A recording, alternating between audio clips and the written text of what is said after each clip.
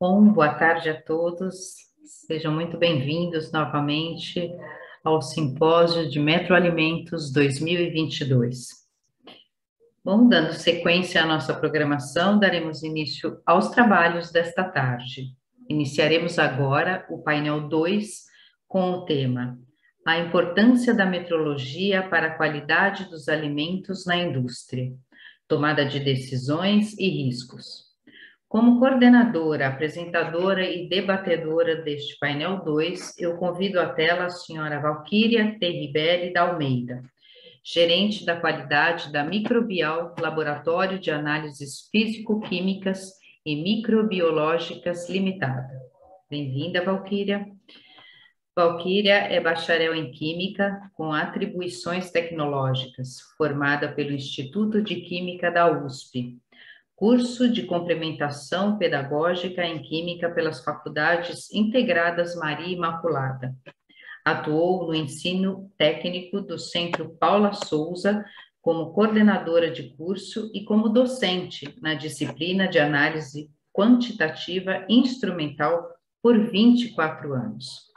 Tem participação no Comitê Técnico do CTQA, REMESP, é sócia e proprietária do Laboratório Microbial, ensaios físico-químicos e microbiológicos em alimentos, atuando como gerente da qualidade desde 2004. E é responsável pelo sistema de gestão da qualidade do Laboratório Microbial junto ao Ministério da Agricultura e à SEGEC, no Inmetro. Bem-vinda, Valquíria. Boa tarde. Para apresentar a palestra com o tema Conceitos importantes para avaliação da conformidade na análise de alimentos com aplicação da incerteza e regras de decisão, eu convido à tela o senhor Fernando Cunha, consultor independente. Fernando é químico e engenheiro de produção, especialista em metrologia e cálculo de incerteza. Atua desde 2011 em projetos de acreditação, aplicando estatística no controle de qualidade. Contribuiu para a consolidação do conhecimento metrológico de instituições como o Ministério da Agricultura, Embrapa, OMS Panaftosa e companhias de saneamento, entre outras. Muito bem-vindo, Fernando. Olá, boa tarde. Muito obrigado pela apresentação. Eu já posso começar a compartilhar? Não, ainda não. Eu vou chamar todos à tela e depois você inicia, tá bom? Tá certo.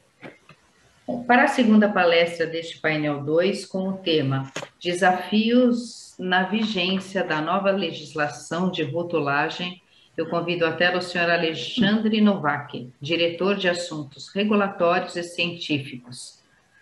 Alexandre é farmacêutico, bioquímico e bacharel em Direito, diretor de Assuntos Regulatórios e Científicos da ABIA. Muito bem-vindo, Alexandre. Olá, Patrícia, olá, Valquíria, Fernando, todos, uma boa tarde. Prazer estar aqui com vocês, obrigado pelo convite. Imagina. E para a terceira e seria a última apresentação deste painel, com o tema Análise de risco na indústria de alimentos, eu convido à tela o senhor Fernando Vitorino da Silva, gerente sênior para ciências analíticas da Nestlé na Suíça. Fernando é químico com doutorado em ciências analíticas e atualmente é gerente sênior para ciências analíticas na Nestlé da Suíça.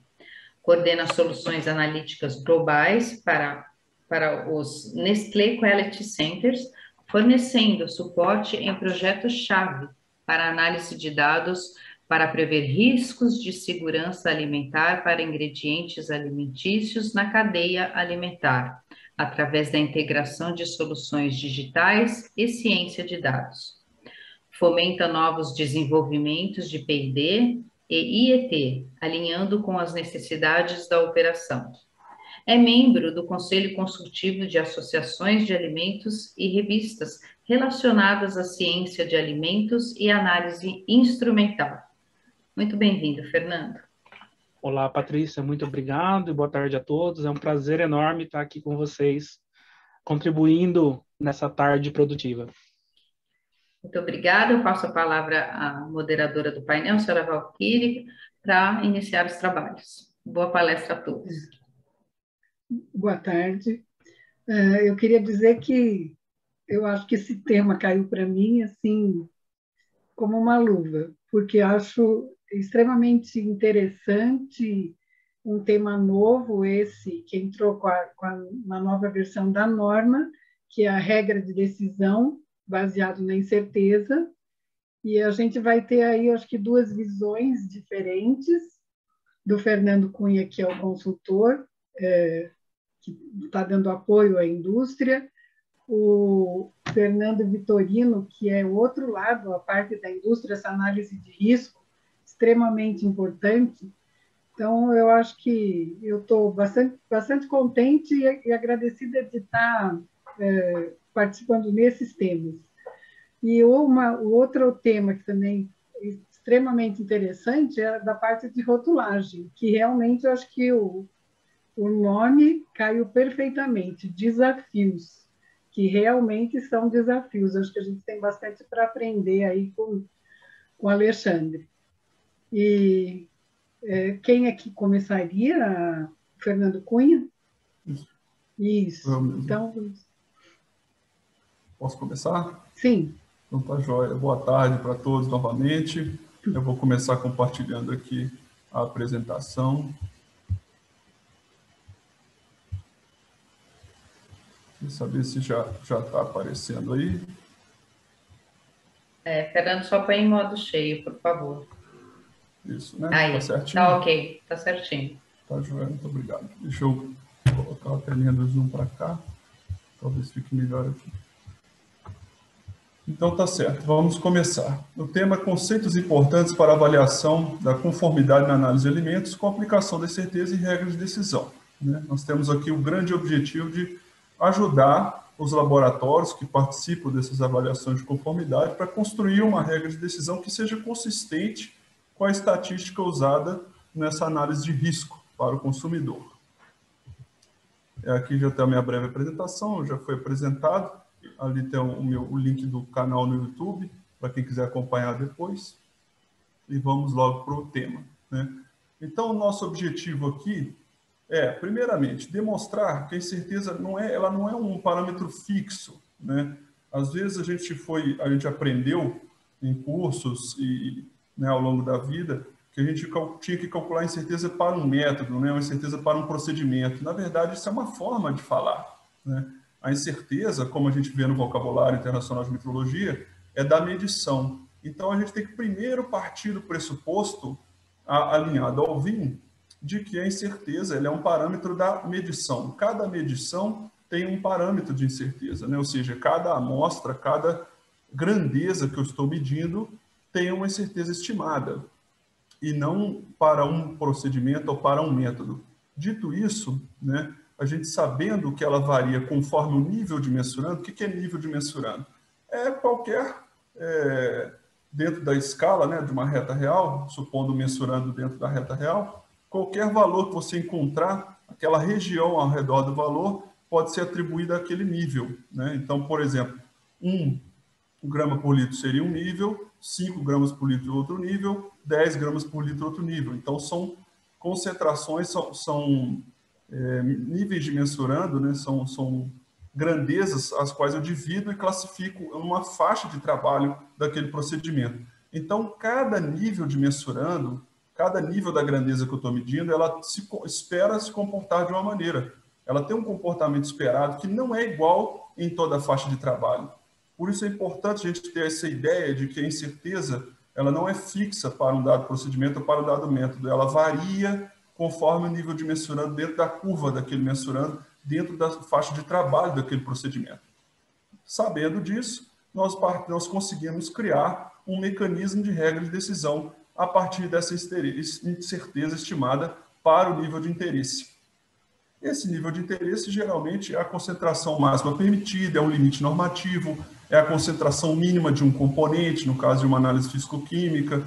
Né? A norma, ou o Ministério, ou a Anvisa, aquele ente regulador, estabelece um limite permitido, né? Ou um intervalo permitido para aquele mensurando, para a concentração daquele analito no alimento, e aí a sua regra de decisão é construída em cima desse nível de interesse, em cima desse limite normativo, justamente para fazer análise de risco para o consumidor, né? Se nós tratássemos toda a faixa de trabalho com uma incerteza só, você prejudicaria essa análise de risco, né, do nível de interesse, porque eu preciso conhecer, para a regra de decisão, qual é a incerteza esperada, né, a partir de análise, a partir de experimento, para o nível de mensurando em cima do nível de interesse, o coincidindo o máximo possível, né? Experimentalmente, nem sempre eu consigo igualar, mas se eu tiver no mesmo nível do limite normativo estabelecido pelo ente regulador, eu consigo fazer a análise de risco. E esse é o nosso objetivo aqui.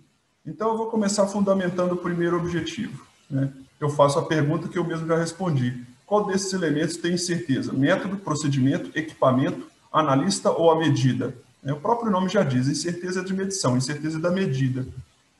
Por quê? Vamos fazer o seguinte experimento, né? Eu vou colocar aqui 5 peças, diferentes comprimentos. Eu dou o exemplo da grandeza dimensional, mas depois eu vou fazer associação com química, né? P1, P2, P3, P4 e P5, e você vai medir 3 replicados para cada uma. Esse é o experimento proposto. E aí você vai plotar num gráfico, né, o mensurando que foi medido no eixo X, aqui deitado, né, seria o comprimento de cada peça, e no eixo Y você vai plotar o coeficiente de variação, que nada mais é que o desvio padrão das replicatas, né, preparadas pelo valor médio obtido, ou pela medida obtida. E aí você tem o seguinte gráfico, né? Desde 0,1 centímetros até 150 centímetros, você tem uma grande variação, né, dos mensurandos, do comportamento de cada nível, né? Vamos supor que cada um seja um nível de interesse. E assim funciona para todos os procedimentos. E agora eu faço a relação com química, né? Você pode notar que abaixo, o que seria abaixo do limite de quantificação, a incerteza tende a aumentar muito, e quando você passa por onde o procedimento, pela região onde o procedimento mede melhor, os resultados tornam-se mais precisos, e dali para frente, partindo em direção ao limite de quantificação, que seria o limite superior, né, você também tende a aumentar, porém de uma forma mais lenta. Aqui, uma simulação de uma curva de mensurando qualquer, né, onde você observa esse comportamento. Deixa eu procurar aqui aqui. Então, você tem um procedimento onde a região é mais precisa, né, onde a medida é mais precisa, e aí é o devido cuidado para não dizer que essa aqui é a incerteza associada ao método, porque se você pegar uma amostra que caminha em direção ao seu limite de quantificação, veja que a incerteza passa a aumentar muito rapidamente. E nessa região que você vai estabelecer o seu limite de quantificação, a partir dela para menos, o coeficiente de variação tende para infinito, né? Uma fração cujo denominador tende para zero, essa fração tende para infinito. E é isso que acontece com o coeficiente de variação. Por outro lado, escapando da sua região precisa, você também vai perceber a subida do coeficiente de variação, porém mais vagarosa, né?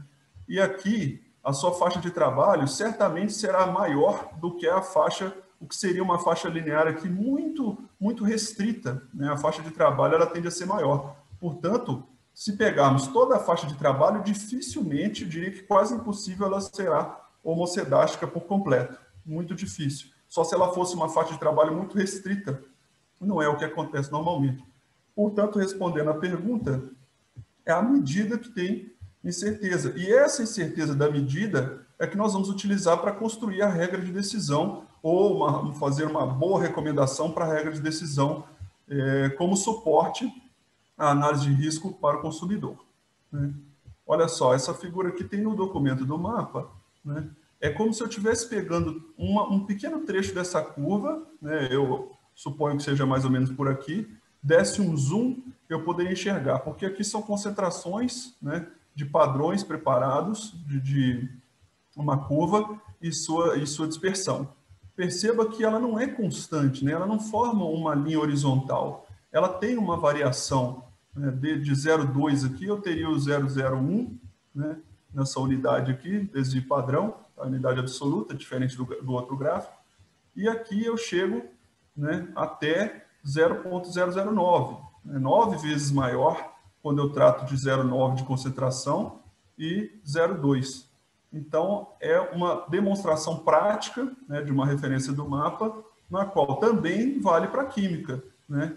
Dificilmente, mesmo pegando aqui uma parte que seria linear, né, que seria linear não, mas que seria homocedástica, ou seja, a mesma variância, a mesma incerteza entre esses dois níveis, mas não é bem assim, né? Então, aqui eu teria, digamos, esses valores aqui, né, 0,6% de coeficiente de variação. Aqui é o coeficiente de variação, né, tratando em cada um desses pontos. O 0,1, o 0,3, repare que aqui os pontos são 0,1, 0,3, 0,5, 0,7 e 0,9. E aqui o coeficiente de variação variando bastante. Uma hora ele cai, né, a outra hora ele sobe. Mostrando que mesmo uma pequena região da faixa de trabalho ela será heterocedástica. Ela terá diferentes incertezas esperadas dependendo da concentração que aquele mensurando caia, né? Então, veja bem, existe uma região homocedástica, pode existir, mas ela não cobre, não chega nem perto de cobrir a faixa de trabalho do seu procedimento. Portanto, para construir uma regra de decisão, evite lidar com a aproximação da incerteza fixa, porque quando você assume que a incerteza é fixa para um procedimento, a sua curva de mensurando ela tende a ficar totalmente horizontal. Isto vai valer apenas para pequenas regiões dessa curva, onde eu possa considerar que seja ou próxima a uma reta horizontal, né? E não é o caso, porque se uma amostra que você não conhece, que vem do campo, que vem do mercado, caia fora da sua pequena faixa homocedástica, ela ainda pertence à sua faixa de trabalho, porém, ela já está em outro patamar de incerteza. Ela vai ter uma incerteza, às vezes, bem maior do que aquela que você espera para o procedimento naquela pequena faixa. Então, nós aqui precisamos quebrar essa ideia, essa aproximação de incerteza fixa, entender que a incerteza da medição é de cada amostra, e aí sim, vamos recomendar aqui a construção da regra de decisão. Antes disso, eu quero dar 2 exemplos, né? Uma figura da microbiologia aqui, um desenho de contagem, né?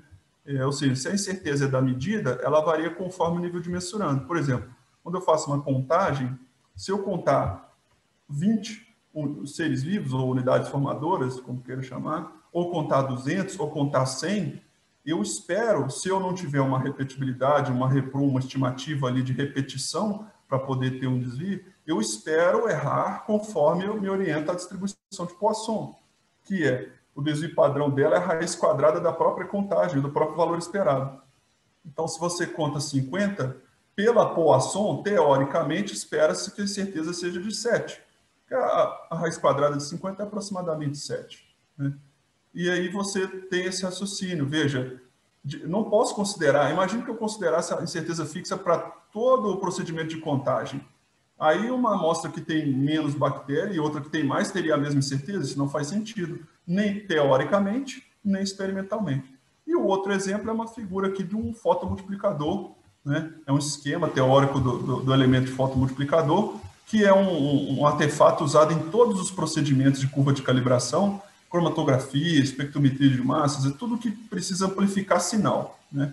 Então, aqui o primeiro elétron se choca, né? Depois ele vai multiplicando por efeito de emissão secundária e por efeito fotoelétrico, até que se chegue numa contagem milhões de vezes, numa intensidade de sinal milhões de vezes maior do que o sinal original. Ou seja, também os procedimentos de curva de calibração, que a gente está acostumado à cromatografia, né, esses espectroscopia de absorção molecular, absorção atômica, né, eles também têm uma contagem por trás deles, né? É como se tivesse um elemento aqui contando quantos fótons estão chegando aqui nesse sinal amplificado, né? E, obviamente, quanto mais fótons eu contar, maior a incerteza que eu espero.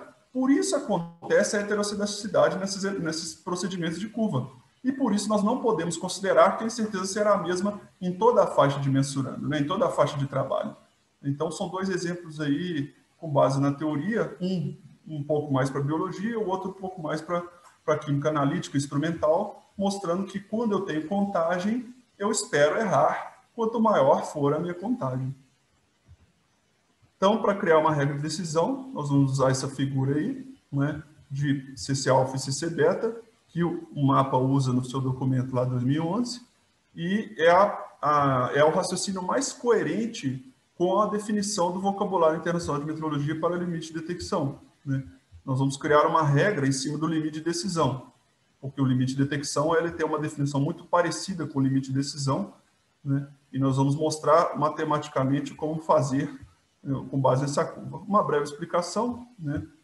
Se você concentra a sua visão aqui, deixa eu procurar aqui. Se você concentra aqui no XB, na média aqui, né, você tem uma pequena probabilidade aqui de cometer um erro, que é o alfa, né, o erro do tipo 1. Então, olhando só para o alfa, você tem que estabelecer primeiro qual é o limite normativo que você tem que seguir. Depois, no laboratório, você vai investigar qual é o comportamento daquela incerteza em cima do o mais próximo possível do limite normativo da sua norma, do seu ente regulador, né? E aí, você estabelecendo isso, feito uma estimativa de incerteza padrão, repare que aqui eu não estou falando da expandida, eu preciso da incerteza combinada, da padrão combinada. Eu vou ter uma estimativa de desvio padrão.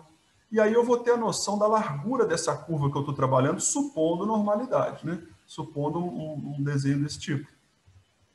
Você tendo uma noção desse tamanho, da largura, né, do desvio padrão aqui associado a uma concentração próxima do seu limite normativo, o que você precisa fazer? Você precisa basicamente adicionar um múltiplo nessa incerteza que vai empurrar o seu foco para cá, né? Aí você calcula, por exemplo, com 95% de probabilidade de abrangência, qual é o valor do seu limite de decisão.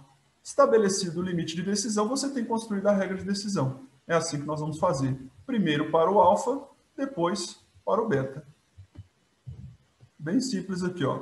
Primeira pergunta que você deve responder para construir uma regra de decisão. Qual o limite normativo? Qual o nível de interesse? Quem vai te responder isso é o seu ente regulador. É o Ministério da Agricultura, é a Anvisa, né? Quem que está regulando o seu mensurando? Depois, responda. Qual é o nível de significância alfa escolhido na perspectiva que eu expliquei do alfa, né? Significância alfa escolhido, geralmente a gente escolhe 5% para representar 95% de probabilidade de abrangência. Então, se o seu ente regulador estabelece um limite máximo, no caso de micotoxinas, qualquer componente que tenha um limite máximo, né, que seja prejudicial à saúde, você vai fazer da seguinte forma. Limite de decisão, com base no CC-alfa, aqui, é igual ao limite máximo tolerado, que quem vai te dar essa resposta é lá o ente regulador, você vai olhar na legislação, qual que é o limite, mais um t-student, supondo, né, normalidade, mais um t-student com um nível de significância multiplicado pela incerteza estimada no LMT. Quem é que vai estimar essa incerteza? É o laboratório que está fazendo a sua análise. É o próprio laboratório prepara uma amostra mais próxima possível do LMT, né, e faça essa conta. Essa conta vai justamente deslocar a sua linha do desenho anterior para a direita para ver onde que se localiza o limite de detecção, o limite de decisão, né, com base em CC-alfa. Se fosse limite de detecção, aqui o LMT teria que ser 0, né, porque o limite de detecção é quando a substância é proibida, o limite normativo 0, e aí você faz a mesma conta, né, para se chegar ao valor do seu limite de decisão, no caso de ser 0, limite de detecção. Com isso, você tem construído a sua regra de decisão. Por quê? Quando a concentração da amostra for maior, isso para o limite máximo, né? For maior do que o LD, você classifica como não conforme. Se ela for menor do que o limite de decisão base CC-alfa, ela vai ser conforme. Ou seja, você não tem a evidência de classificar como não conforme, portanto, você dá a conformidade. Exatamente como a gente constrói teste de hipótese na estatística, né? Quando a gente não consegue negar, a gente aceita a hipótese nula.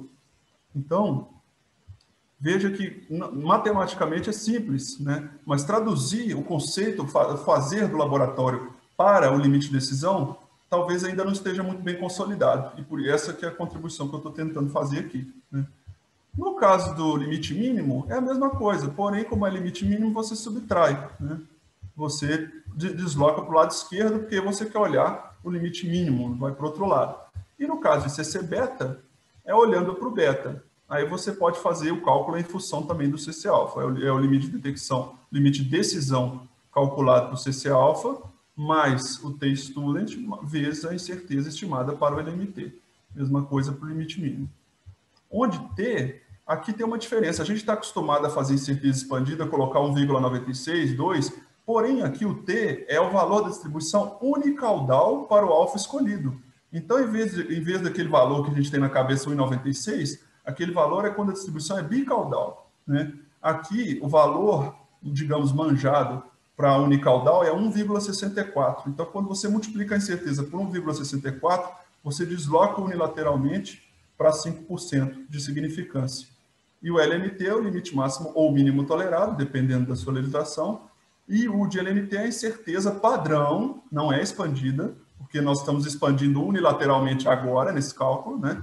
Incerteza padrão estimada para o nível do LMT, que não vai ser igual em toda a faixa. Por isso, o primeiro raciocínio, né, de quebrar a ideia de certeza de método e sim certeza de medida, e agora a aplicação da regra de decisão, fazendo essa conta consistente com o que é o teste de hipótese que o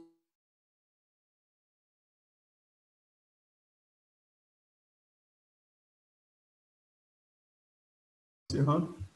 Seja o limite máximo tolerado, aqui um exemplo hipotético, né? Paraflutoxina em café de 4 ppb, 4 partes por bilhão.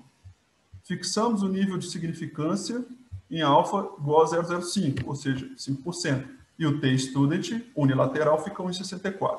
Uma amostra foi preparada para o nível do LMT e sua concentração foi estimada em 4,5 mais ou menos 1,6 ppb. Foi o mais próximo que eu cheguei do LMT.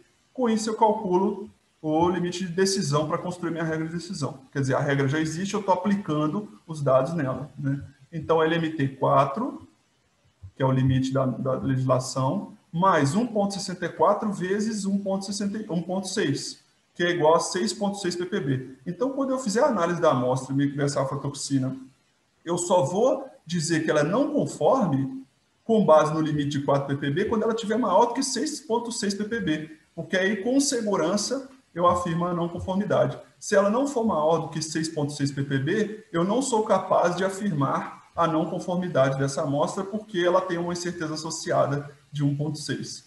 Essa é a melhor ou a mais indicada sugestão para a regra de decisão. Se quiser usar o CC beta, é um raciocínio análogo, o resultado dá 9,2 ppb. Aí você não indicaria a não conformidade se ela fosse menor do que 9,2. Somente se fosse maior, que você indicaria a não conformidade com base nessa perspectiva do beta. São perspectivas diferentes, o erro do tipo 1 alfa, erro do tipo 2 o beta, e você vai escolher a estratégia que mais se adequa na sua área de conhecimento, na sua matriz, no seu analito e na sua legislação.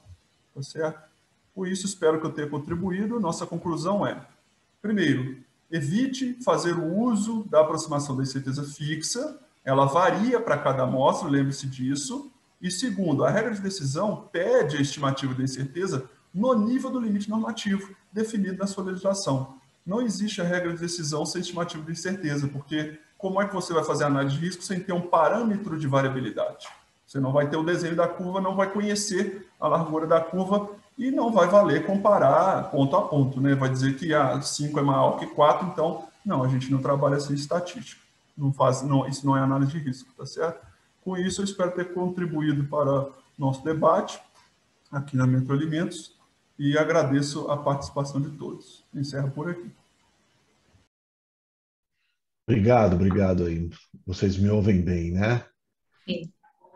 Então vamos lá. Primeiro agradecer aí mais uma vez ao convite do Metroalimentos, uma audiência de altíssimo nível, um assunto bastante importante para a gente. Para todos nós, para a sociedade brasileira como um todo, já tem 8 anos que a gente está falando sobre esse tema, 6 anos discutindo a regra e praticamente 2 anos já no trabalho de implementação.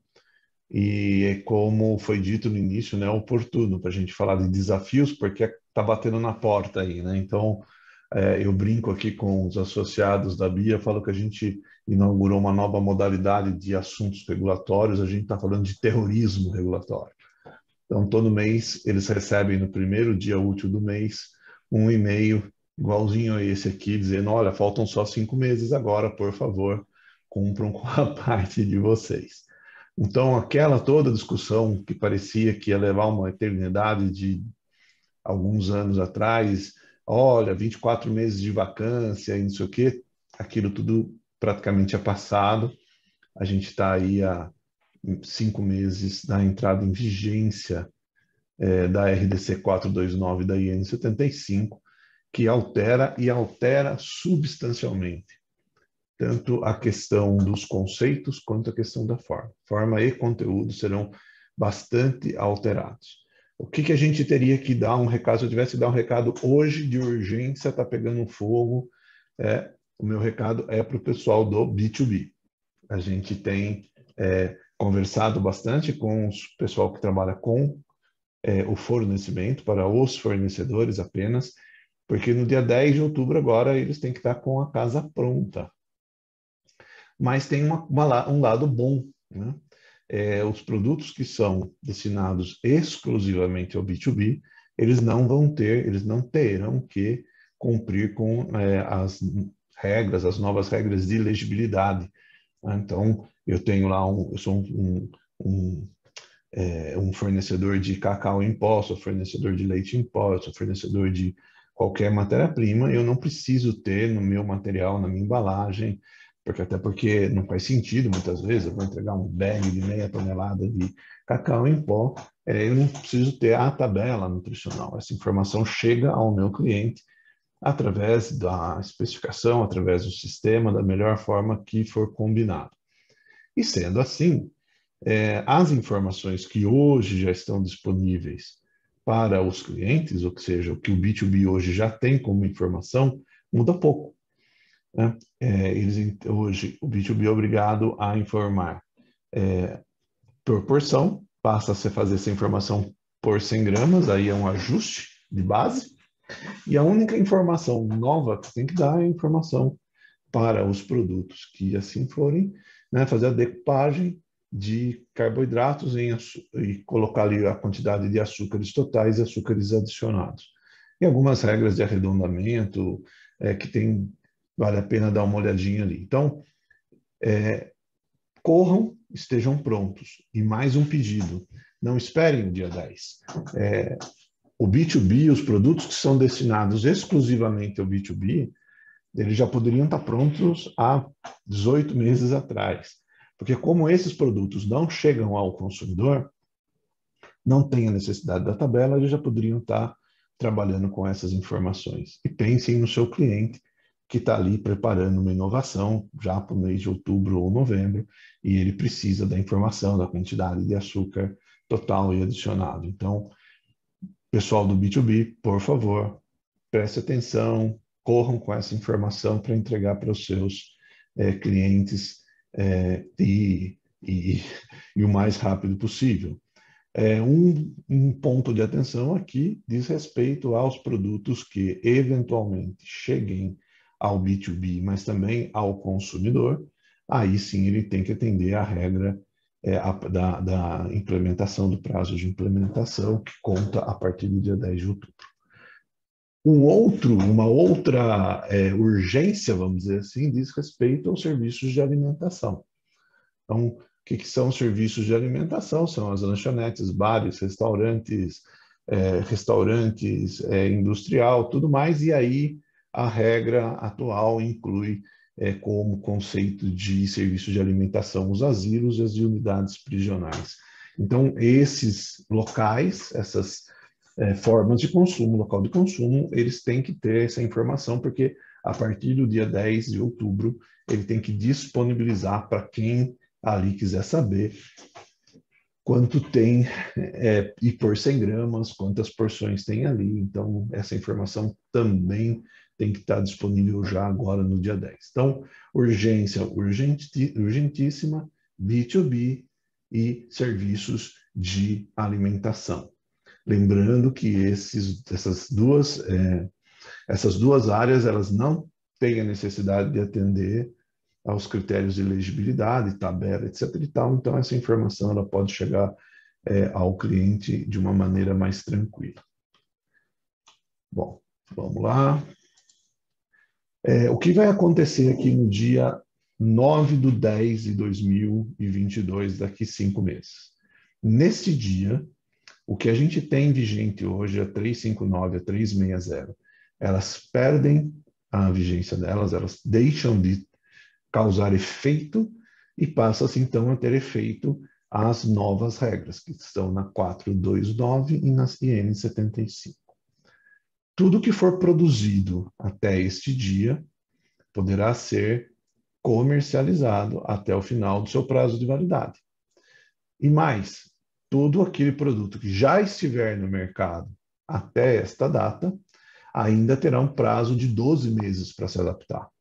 Então, vamos imaginar que eu tenha um produto, eu tenha um refrigerante numa lata, minha lata é verde, é roxa, e eu estou com a minha latinha roxa com a fotografia de uma flor. Eu venho produzindo ela no dia 9/10, qualquer modificação que eu vá fazer nesta lata, eu preciso aí cumprir, se vai ser no dia 10/10, no dia 15/10, em novembro, em dezembro, em janeiro, eu já passo a ter que atender às novas regras.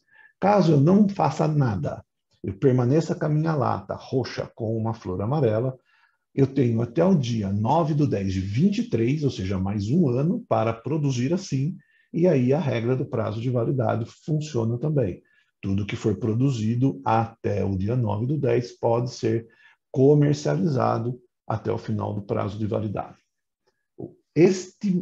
Desta data, 9/10/22 até o 9/10/23, produtos que estão no mercado vão se adaptando. Inovações. Todas as inovações que entram no mercado nesse período já precisam entrar na vigência da lei, da nova regra. Por quê? Porque a regra anterior não existe mais. Então, vamos imaginar um exemplo mais fácil de entender, que cria-se uma lei que dizendo que a partir do dia 9/10, a partir dos 16 anos, você pode tirar carteira de motorista. Se eu faço um aniversário dia 8, eu tenho que esperar a vigência da lei. Eu não posso antecipar as coisas e eu também não posso postergar as coisas, né? Eu não posso jogar para frente. Então, aqui, o que vai estar valendo já é a 429 e a 75. Então, inovação, novos produtos, tudo isso aqui já tem que estar atendendo aos novos critérios. A única exceção que se tem a a única não, mas tem algumas exceções que não afetam a gente,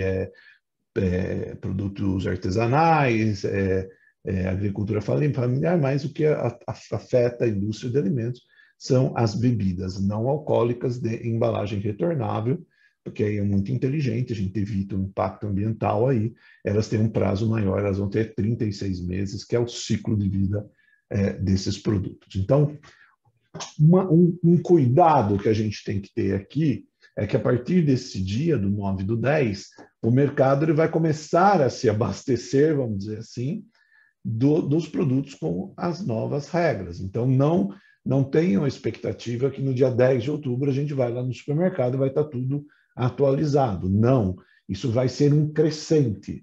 Então, vai ter gente reclamando, vai ter gente dizendo que a indústria não está cumprindo com a regra. Não é isso, não está, essa fala não é honesta, não é verdadeira. Por quê? Porque aqui começa gradualmente a entrada em vigor de produtos no mercado atendendo às regras, ok? Não queimem a largada. Quem queimar a largada, isso aqui é um produto que a gente encontrou no mercado há um mês mais ou menos. Eu vou me antecipar. Eu posso? Não, não pode se antecipar. Então, esse produto, que a gente tirou uma foto aqui no mercado, perto aqui do escritório, esse produto, embora bem feitinho, a rotulagem está ok, de acordo com o que vai acontecer, mas nesse momento está irregular, porque está deixando de cumprir o que tem que cumprir para cumprir uma regra que vai valer no futuro. Então, não queimem a largada. Tá? Então, aqui é um resumo. A gente está falando de novos produtos, produtos de processamento industrial, B2B, serviços de alimentação. Obrigatório tem que começar, o B2B tem que estar tudo pronto. Os novos produtos eles passam a ter a obrigatoriedade a partir do dia 10/10. A mesma coisa acontece com produtos importados, produto de promoção e produto sazonal. Então, alguém me fez essa pergunta recentemente. Eu vou lançar o meu panetone em agosto. O produto estará em agosto no mercado. Esse produto não, depois do dia 10, ele não vai precisar ter a rotulagem dele alterada, porque ele vai vender no Natal. Não, não é isso. Ele já estava no mercado antes da vigência. Agora, se eu for lançar o meu produto em novembro, mas é o mesmo panetone do ano passado, que estava no mercado agora até fevereiro. Não, é um produto novo, aí esse novo produto tem que ter, sim, a rotulagem dele adaptada. A mesma coisa para promoções. Agora, aqui temos um detalhe importante. Se a minha embalagem não muda em nada, imagina que eu tenho um biscoito, vendo meu biscoito numa embalagem amarela com uma tarja vermelha. Aí, na época da Copa do Mundo, eu coloco lá o logotipo da Confederação Brasileira de Futebol dizendo rumo ao Hexa. E não altero em nada. 2 semanas depois eu tiro. Esses produtos a gente ainda não tem cravado com a Anvisa de que tem que fazer essa alteração. A gente entende, no nosso entendimento, que não, mas se eu faço uma promoção e altero significativamente a minha embalagem, eu coloco, aumento o preço, eu mudo a ordem das coisas nela, isso daí vai ter que ter também a atualização da rotulagem. A gente pede muita, mas muita mesmo, atenção aos produtos importados. Por quê? O produto importado hoje chega aqui no Brasil e eles recebem uma etiqueta. Essa etiqueta é uma etiqueta bem simples. A partir de outubro, esses produtos não mais vão poder usar essa etiqueta simplificada, eles vão poder sim utilizar etiquetas, isso está previsto, mas as etiquetas vão ter que cumprir com todas as regras estabelecidas pela 429 e pela 75, ou seja, legibilidade, tabela fundo branco com a letra preta, local, posição da tabela, posição da rotulagem frontal, se necessário. Então, muita atenção com relação a esses produtos, tá? E muita atenção com o seu próprio portfólio, porque isso daqui é uma informação que a Abre compartilhou com a gente, temos que agradecer muito a Abre, eles fizeram uma estimativa de tempo hoje para a atualização do layout. Isso é quando a arte já está pronta, finalizada e chega no fabricante.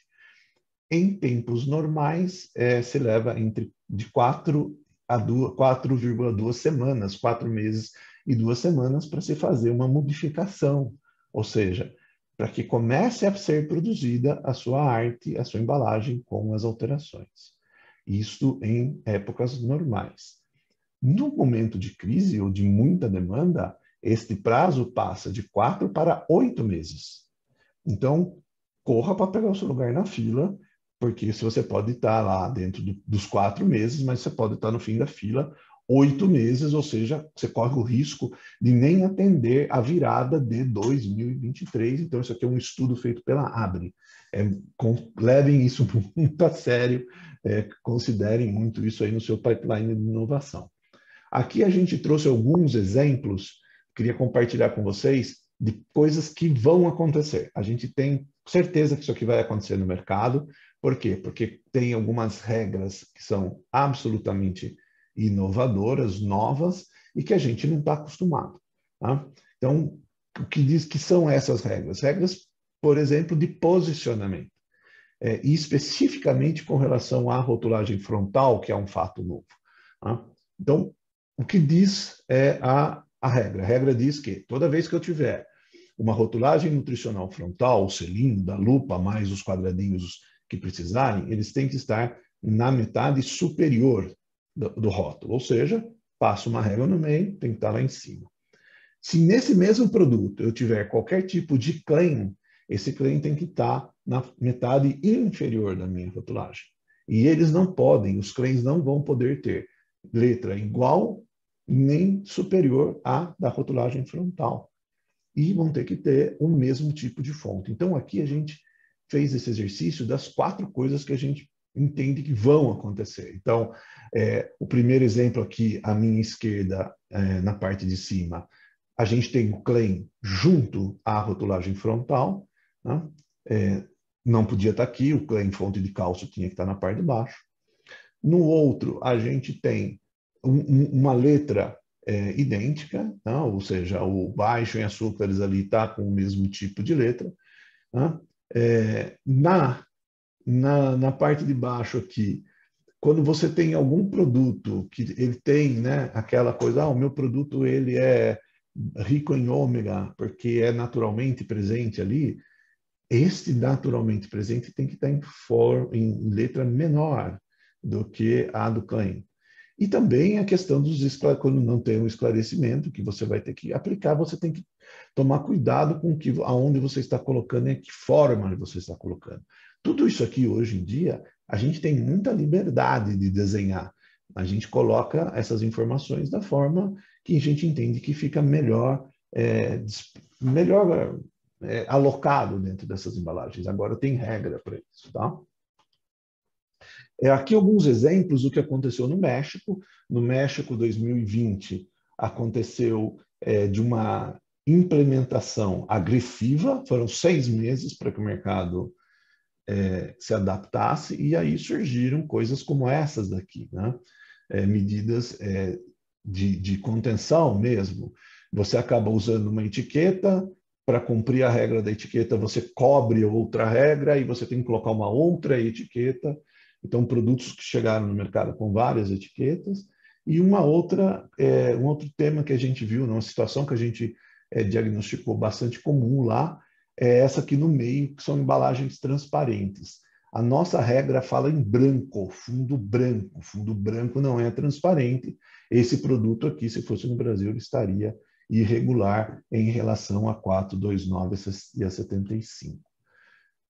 Acabou lá, estamos chegando daqui um ano, estamos falando de novo aqui na Metro Alimentos, olha, vai acabar o prazo, tal, não sei o quê. O que eu tenho que fazer? Eu tenho que garantir que todo o meu estoque de embalagens, ainda por se adaptar, eu consuma ele até o dia 9 de outubro, porque a partir do dia 10 de outubro, tudo que eu produzir, eu tenho que já produzir 100% com os critérios da 429 e da 75. O que eu produzi até aqui, eu vou vender até o final do shelf life, mas eu não posso produzir mais.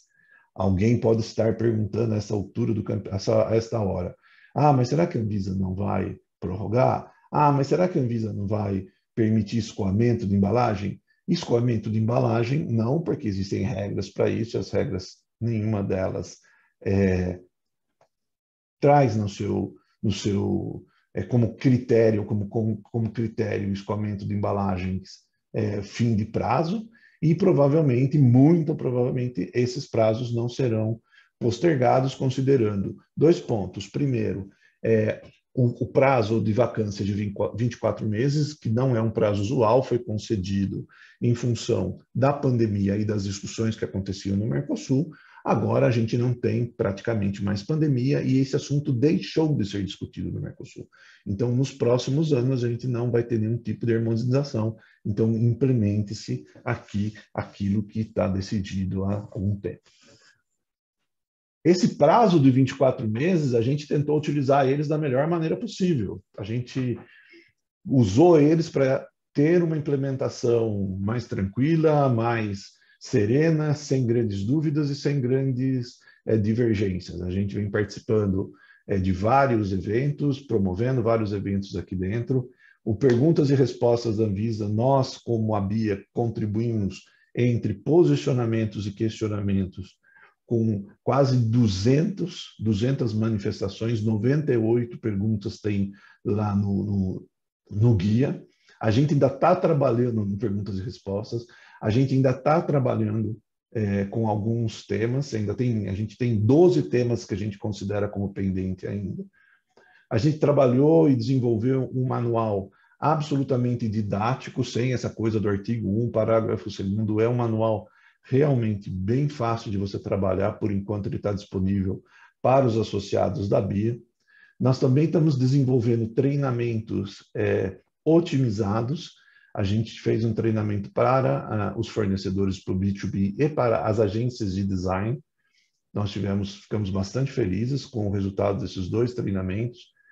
Para fornecedores, para vocês terem uma ideia, quando antes a gente começar a fazer o treinamento, que foi em outubro do ano passado, nós fizemos uma pesquisa e quase 70% dos fornecedores, os nossos associados, responderam que não sabiam que existia uma nova regra. Tá? Então, eventos, o ano passado foram mais de 30 eventos como esse, né? Com o Metro Alimentos 2021 está aqui nos 30, vai estar no de 22, a gente já está chegando nos 10 eventos já, e ainda estamos em maio. Temos feito sistematicamente reuniões com a Anvisa para alinhamento, para entendimento, para troca de aprendizados, um alinhamento muito forte com as entidades que trabalhamos juntos durante as discussões, e algumas novidades que a gente vem já dando visibilidade delas aqui para 22. Eu vou dar o spoiler de uma e contar uma outra. O spoiler, vocês são as primeiras pessoas que estão ouvindo agora oficialmente, que a partir desta semana a gente vai estar soltando um treinamento de rotulagem nutricional, que é o treinamento que foi desenvolvido aqui pelo time da Bia, que é esse treinamento otimizado, que é esse treinamento mastigado, digerido. A gente vai ter 4 módulos diferentes. Um módulo que é um módulo que a gente chama módulo geral, que fala de toda a rotulagem, de todos os conceitos, fala de tabela, fala de FOP, fala de tudo, fala de arredondamento, fala da norma como um todo. A gente tem um outro módulo, que é um módulo que é voltado para o B2B, as empresas que só querem dizer, meu negócio é B2B, eu quero saber o que eu tenho que fazer, vai poder fazer só o módulo 2. O módulo 3 é um módulo para agências de design, é um treinamento muito focado nos critérios de elegibilidade, e a partir de agosto a gente vai ter um treinamento voltado para os serviços de atendimento ao consumidor. Tá? Qualquer pessoa pode fazer, associado, não associado, vai ter aí a gente vai estar soltando as comunicações, e aí a gente fala assim, por que fazer o da Bia? Fazer o da Bia porque a gente está há 8 anos fazendo isso daqui, a gente tem muita experiência nisso. Só durante a consulta pública a gente fez mais de 2.500 exercícios de aplicação, então a gente entende que a gente está bem treinado para poder compartilhar um pouco daquilo que a gente vem exercitando. E o site, né, da nova rotulagem, o De Olho na Lupa, que está disponível também já há 2 semanas. É um site que ele é voltado para a educação do consumidor. Né? Ele traz de uma forma muito didática, interativa, visual, explicativa, tranquila de se entender, todas as informações que estarão nos rótulos começarão a aparecer a partir de outubro. Então, esse aqui também é aberto para quem quiser acessar, pode colocar lá no Google Olho na Lupa, vai direto. Vocês vão ver que tem bastante informação de muito boa qualidade. Tá? A gente acredita que informação nutre, por isso que a gente trabalha com esse pilar de compartilhar aquilo tudo que a gente faz. Eu quero agradecer muitíssimo mais uma vez a todos vocês, espero ter passado aí um pouquinho mais de informação e espero ter colocado um pouco de pânico em quem ainda não fez o dever de casa, tá? Mas ainda dá tempo, vem aqui para o treinamento da gente, a gente ajuda vocês. Muito obrigado. E fico aqui à disposição aí para as perguntas, não sei como vocês pretendem fazer. Mais uma vez, obrigada por sua apresentação, Alexandre. Vamos então passar para, finalmente, agora a apresentação do Fernando Vitorino. Vamos lá, Fernando? Agora é sua vez. Sim, sem problema. Muito bom. Primeiramente, acho que eu queria agradecer ao Celso, em nome da Remesp, pelo convite, em estar aqui colaborando um pouco com o conhecimento nessa área de alimentos, que não é só a área profissional, né? A gente tem que lembrar que alimento é o nosso dia a dia e a gente tem uma responsabilidade em toda essa cadeia produtiva, principalmente que a gente olha os nossos familiares, amigos, inseridos diretamente no consumo, no debate. Então, esse é um papel que muitas vezes a gente tem que realmente assumir a bandeira e buscar pelo avanço, né? Fico muito contente em estar numa sessão onde... Deixa eu só colocar no modo cheio. Estar numa sessão onde eu enxergo temas inovadores, como, por exemplo, a questão das regras de decisão a partir da incerteza, que estão associados aí à rotina de laboratórios, à rotina de consumidores de dados, a aspectos regulatórios que, quando eu enxergo essas grandes modificações, cada vez que essas modificações acontecem, realmente a gente tem que criar conhecimento, porque é espantoso quando a gente enxerga algo que vem sendo discutido há mais de 4 ou 5 anos, a gente ainda encontra no mercado essa situação de pessoas desconhecerem dessa discussão.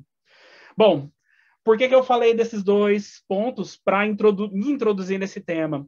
A ideia que eu trouxe aqui era justamente compartilhar essa questão da análise de risco, fazendo um link aí com a rotina de uma indústria de alimentos em grande porte, como é o caso da Nestlé, na qual atualmente eu estou trabalhando no ambiente corporativo, coordenando as atividades analíticas do Nestlé Quality Assurance Center, que, na realidade, um pouco mais adiante eu vou trazer para vocês um pouco de contexto dessa indústria, do contexto do controle analítico e como isso tudo conversa com as ações que a gente tem que principalmente buscar a segurança do alimento, a integridade do negócio, a proteção de marcas e como isso tudo, em um processo produtivo, está interlaçado, né? Só para apresentar um pouco essa questão do que seria os Quality Assurance Centers que a Nestlé possui distribuídas ao redor do mundo, né? Corporativamente, a empresa se organiza em atualmente 5 zonas, né? Onde nessas zonas nós temos atividades regionais que são conduzidas pelo laboratório, voltados à análise que cada laboratório apresenta a sua especificidade. Mas, adicionalmente a essa atividade analítica, a estrutura do NQAC também consiste de serviços de assistência técnica e verificação, verificação de fornecedores, que mais adiante vocês vão ver um pouco que está envolvido um pouco nesse conceito da evolução do conceito de qualidade que a gente tem ao longo dos anos. Só para vocês terem um pouco de contexto, os laboratórios os NQACs estão organizados nessas 5 zonas.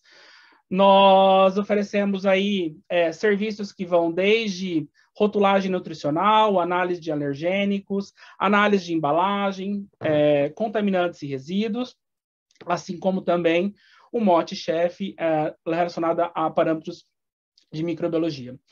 Bom, esse laboratório, essa entidade, ela tem o seu único fim prover a garantia assegurada dos produtos Nestlé no mercado, assim como proteger marcas, que no Brasil, posso citar para vocês a Nestlé Nutrition, a própria Garoto, o Nespresso, o Nestlé Purina, e somente por essas marcas que vocês podem encontrar no mercado, vocês devem imaginar quais são os desafios que a gente encontra ao longo da cadeia, tanto do ponto de vista diversidade de contaminantes a serem analisados, assim como também diferentes matrizes que podem atingir o laboratório, seja do ponto de vista do controle em um ingrediente, em uma matéria-prima, ou até mesmo do produto finalizado, onde, para entregar uma rotulagem conforme uma nova legislação, existe todo um conhecimento aí laboratorial para que as medidas que estejam sendo realizadas nessa elaboração desse rótulo apresentem aí a confiança estatística necessária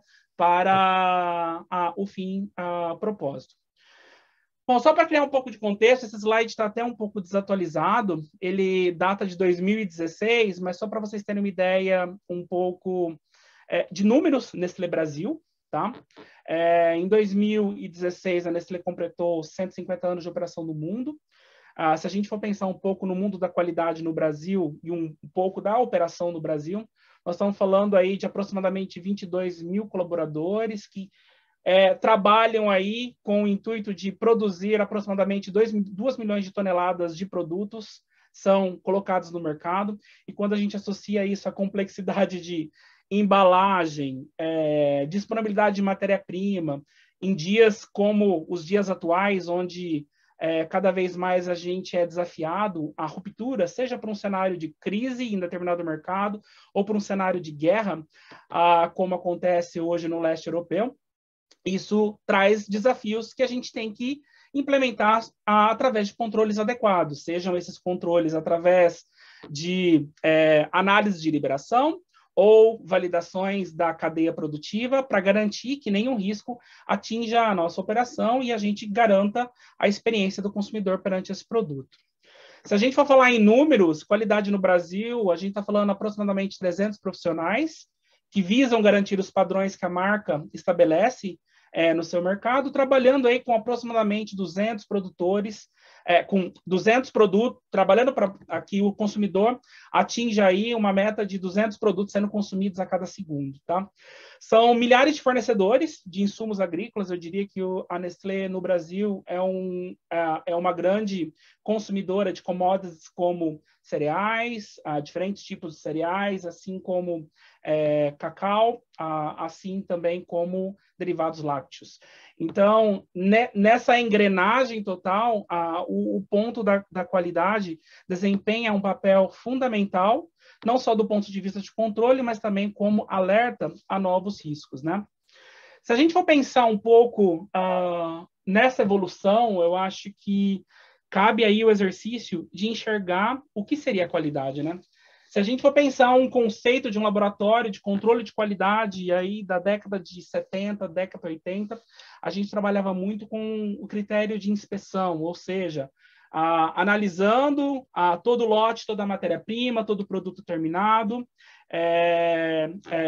contra determinados controles. Eu diria que hoje isso evoluiu e o entendimento desse conceito de qualidade para criar uma cultura de qualidade dentro de uma empresa, ele é muito importante, porque qualidade não passa simplesmente... Isso é um conceito que é dinâmico, ele é regional, e a gente tem que entender que a qualidade hoje, de uma maneira bem simplista, pode ser traduzido como tudo aquilo que traz valor ao consumidor. Mas o que é esse valor, né? Se a gente for pensar esse valor, ele pode ser tanto do aspecto nutricional, se ele está entregando ali a minha redução de sódio conforme o prometido em um determinado claim, se ele está entregando prazer no meu consumo quanto a essa experiência sensorial. Se a gente tem aí uma segurança no fornecimento dessa matéria-prima, ou seja, aí envolvem outras acreditações que fogem um pouco do mundo de qualidade, mas hoje em dia existe um papel social muito forte que as empresas devem apresentar quanto a trabalho infantil, quanto à questão da sustentabilidade na cadeia, porque isso hoje é algo que está inserido no DNA das marcas, né? E essa responsabilidade faz parte dessa engrenagem complexa.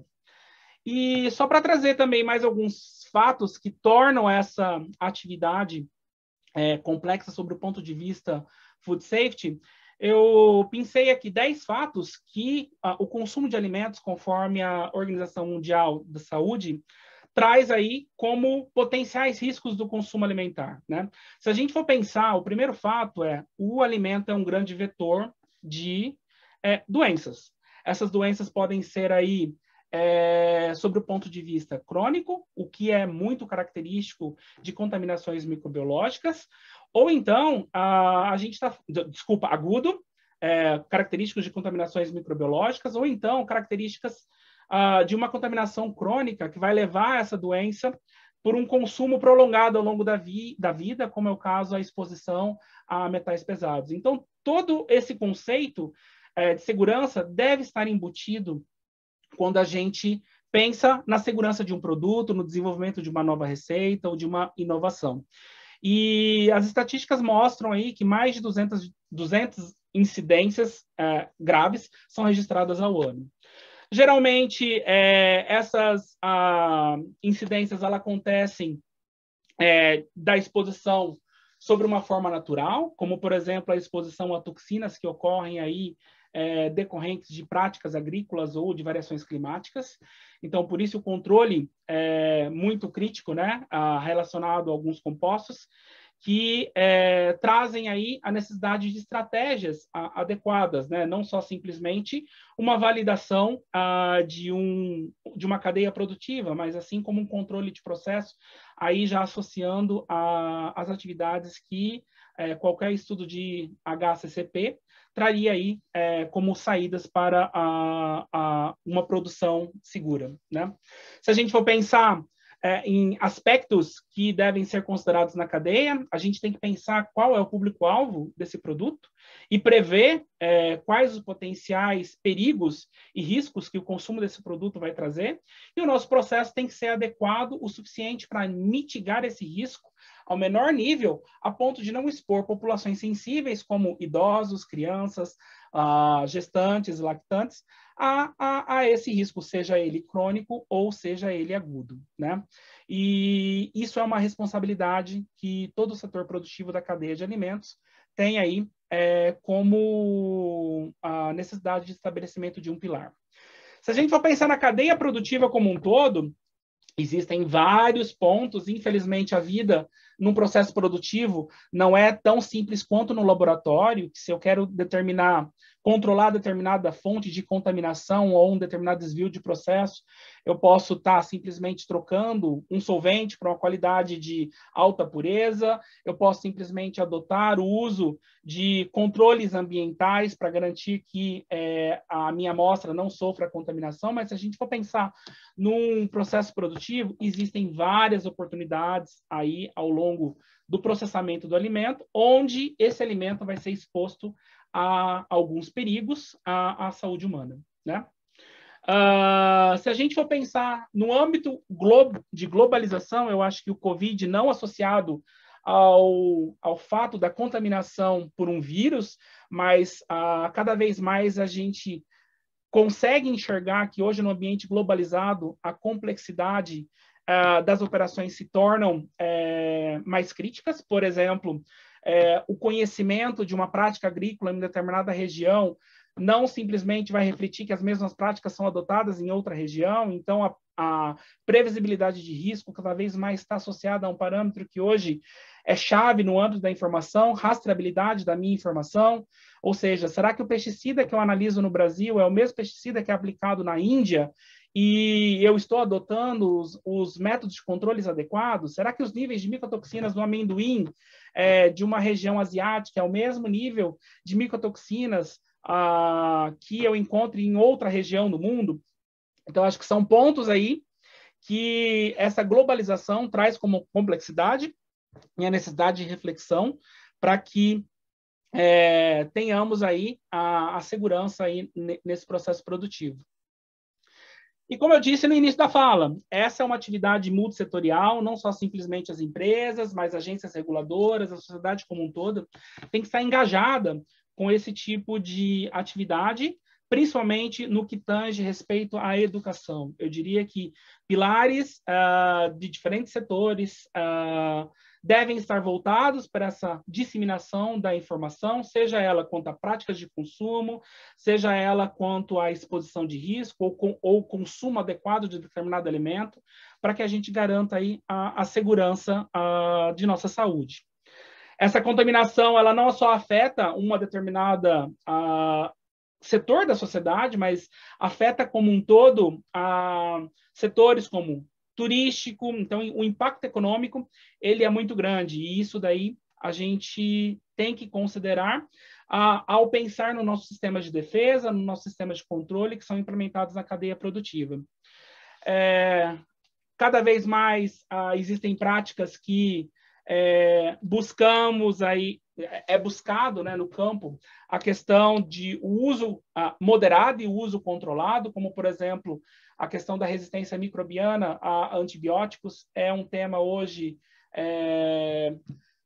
em pauta junto à OMS e vários países signatários desse tratado buscam, inclusive o Brasil, buscam implementar programas de controle, programas de informação para que evitemos aí a questão da proliferação de superbactérias que vão aí disseminar e introduzir determinados riscos e novos riscos na cadeia produtiva. Se a gente for pensar como um todo nessa cadeia produtiva, é muito comum na área de segurança dos alimentos usar o jargão, né? Food safety from farm to fork. Mas o que exatamente isso significa, né? Se a gente pensar na cadeia produtiva de insumos agrícolas, a transformação desse produto até a disposição de um produto terminado na prateleira de um supermercado, ou melhor, na mesa de um consumidor, ela expõe esse produto, como eu já disse, a diferentes riscos. Riscos como, por exemplo, devido a práticas intensivas e práticas sustentáveis, a gente tem que se preocupar aí com resíduos de praguicidas, resíduos de medicamentos veterinários na cadeia de lácteos. A gente tem que pensar em resíduos de micotoxinas que podem ser decorrentes aí de alterações sazonais ao longo de uma determinada temporada ou região. A gente tem que pensar condições de armazenamento, quais são esses novos contaminantes que o desenvolvimento de novas tecnologias nos trazem luz a essa informação. Hoje, cada vez mais, principalmente nessa complexidade que o sistema logístico nos põe num cenário global, sistemas de adulteração, quais são os métodos hoje que nós estamos buscando aí expor os nossos ingredientes, realmente a integridade do que aquele ingrediente se apresenta, né? E aí, por isso, existem os nossos padrões de identidade e qualidade de produto, que cada mercado tem aí o seu aspecto regulatório, mas ainda diria que esse uma grande área a se trabalhar adequadamente do ponto de vista de ferramentas analíticas para que se tome maior conhecimento e se estabeleçam plataformas de controle uniformizadas, porque ainda existe aí um espaço de falta de alinhamento no que diz respeito a plataformas analíticas a serem utilizadas, visto a complexidade do tema. E, por último, a questão da estabilidade, o quanto a embalagem desse produto pode introduzir como contaminante, ou até mesmo produzir efeitos adversos, como, por exemplo, uma embalagem inadequada, gerar uma exposição, uma contaminação microbiológica. Então, de uma maneira geral, é um cenário complexo que toda a equipe de qualidade e o processo produtivo tem que estar atento a esse cenário, e não tem como deixar de discutir esse aspecto sem a questão da definição de métodos. E muitas vezes essa discussão vai estar associada a o que hoje leva-se grande atenção, a questão de resíduos e contaminantes. Só para, antes de entrar um pouco em... A ideia aqui não é trazer a luz a um contaminante específico, mas se a gente for pensar na definição que o Códex traz relacionados a contaminantes, a gente vê aí que qualquer substância não intencionalmente adicionada ao alimento pode ser considerado aí como um resíduo, seja esse resíduo ou contaminante, oriundo da sua operação, da sua prática agrícola para obtenção desse produto. E isso pode vir aí do tratamento animal, da aplicação de medicamentos veterinários, da aplicação de resíduos praguicidas no campo, e isso deve ser controlado para que a gente mantenha a segurança ao longo da cadeia produtiva, tá? Se a gente for, por que a gente olha e dá uma luz a atenção a essa questão de contaminantes e resíduos? Quando a gente busca informações sobre esse tema, a gente está geralmente falando de baixos níveis de concentração para serem quantificados, e daí é onde entra o grande desafio de encontrar a ferramenta adequada para que se estabeleça uma quantificação com adequado nível de confiança, precisão e exatidão para a tomada de decisão que será realizada. Bom, quando a gente fala em risco, eu já trouxe para vocês aí um risco, que seria o risco associado à questão científica, que seria um risco validado como um risco à segurança dos alimentos provenientes de contaminantes químicos, como metais pesados, pesticidas, micotoxinas e assim por diante. Mas a gente tem que lembrar que na sociedade atual, que hoje a gente se encontra, muitas vezes essa percepção de risco, ela não é só pautada por uma agenda científica. Existe uma percepção de risco que muitas vezes, não tendo a validação, mesmo não tendo a validação científica, o setor deve tratar esse risco porque ele acaba sendo uma grande um grande perigo, né, e um grande dano à sua marca. E isso foi muito potencializado com o advento das redes sociais. Então, é um advento que a gente busca aí nessa questão dos riscos percebidos, que muitas vezes, eu diria que eles acabam não sendo validados cientificamente em um primeiro momento, mas ao longo da sua evolução, eu diria que a sua percepção faz com que o setor como um todo, analítico, o setor produtivo, desenvolva para atender esse perigo. Eu trago aqui como exemplo um reporte do Eurobarometer, que é uma pesquisa que a EFSA, a Autoridade de Segurança Alimentar da Europa, traz aí como percepção de risco associada ao consumo de alimentos. E ali, no ano de 2010, né, a percepção de risco ele estava muito mais associada a resíduos químicos. Né? Deixa eu só arrastar isso para cá. A resíduos químicos como pesticidas, substâncias tóxicas, metais pesados, mas existem outras preocupações que têm aí a igual relevância, como, por exemplo, aí a questão de componentes naturais. Existe uma discussão muito forte voltada a alimentos ultraprocessados, isso eu diria que é uma definição que ainda existe espaço para melhor entendimento. A questão do aspecto alergênico, e essa agenda ela acaba sendo muito interconectada a efeitos como, por exemplo, qual é o cenário regulatório atual de uma determinada região. Então, se a gente realizasse potencialmente essa pesquisa novamente nesse ano, os tópicos que apareceriam acabariam sendo diferentes. E por que é importante o setor estar atento a esse tipo de informação?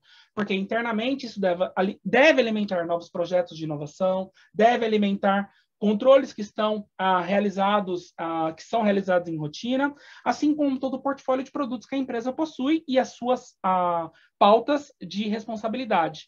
Então, eu diria que isso seria um avanço voltado a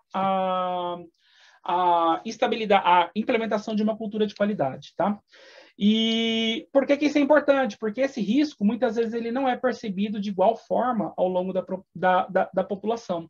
E isso é importante que uma empresa tenha aí esse conhecimento local para que ela consiga posicionar adequadamente o seu produto em diferentes mercados, e principalmente operações globalizadas, esse entendimento deve ser maior ainda.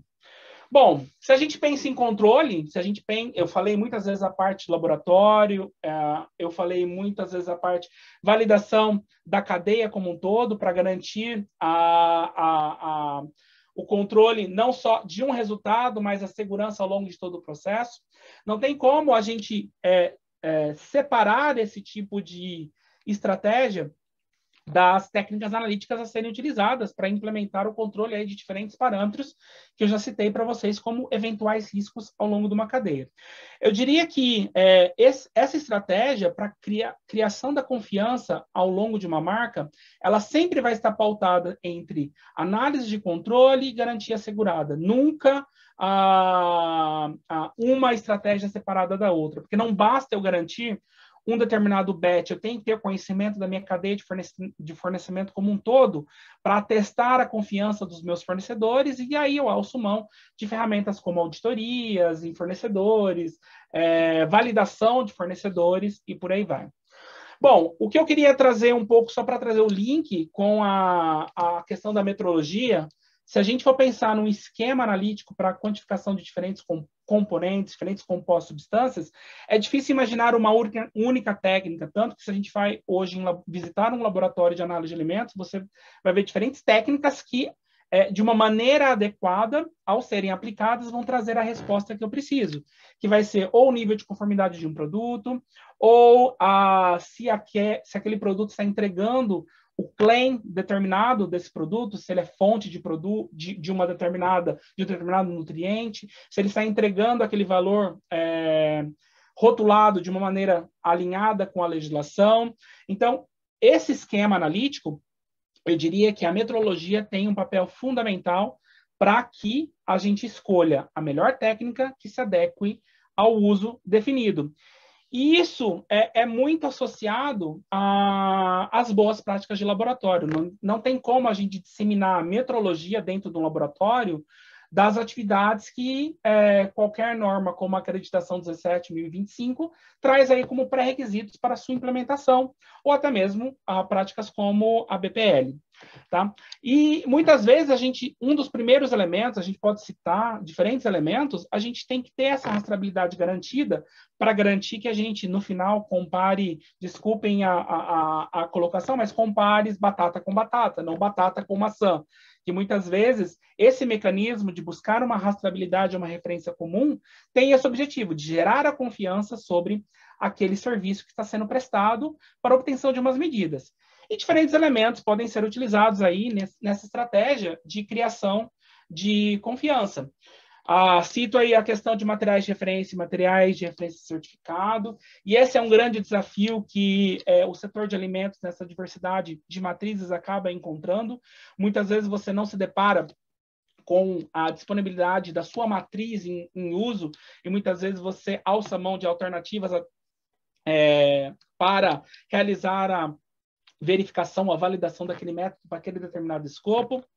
A calibração de equipamentos e instrumentos, se você não tiver um programa de calibração e verificação e qualificação desse instrumento, é muito difícil você garantir que os dados gerados em rotina estejam isentos aí de efeitos externos, como, por exemplo, a necessidade de uma manutenção por uma limpeza de uma interface de um equipamento. Então, sempre esses equipamentos, esses métodos estarão aportados à avaliação deles através de cartas de controles e controles estatísticos de processo. Então, são diferentes ferramentas que podem ser utilizadas, e diria que muitas vezes a gente acaba esquecendo de uma muito importante, mas que é muito requerida, a competência técnica. Então, a capacitação e a disseminação de fornecimento de informações pertinentes à área acaba sendo um pilar importante para a sustentação e estabilidade de um sistema da qualidade que tem aí a sua confiança metrológica garantida. Tá? Se a gente for pensar no uso dessas medidas, eu não quero entrar numa polêmica, mas eu diria que hoje a gente acaba tendo 3 opções, basicamente, para uso dessa informação. Muitas vezes essa decisão, a gente tem que transmitir isso para um prestador de serviço ou para um analista no laboratório, que por trás daquele enter, por trás daquele número fornecido, muitas vezes pode ter um trabalho aí de desqualificação de um fornecedor, destruição de toneladas de produto, que aí a gente acaba entrando na questão de uma rejeição e desperdício muito grande na cadeia produtiva. Então, por isso, é muito importante ter a responsabilidade técnica sobre esse resultado que é emitido, e muitas vezes, e além disso, o uso correto de ferramentas adequadas para a tomada de decisão. Se a gente for pensar nessa cadeia produtiva, é mandatório que esse laboratório, que esse prestador de serviços tenha condições técnicas de comprovar que a análise, o certificado de análise emitido, ele esteja atendendo os requisitos mínimos e que aquele resultado ele é correto, ele é um resultado verdadeiro.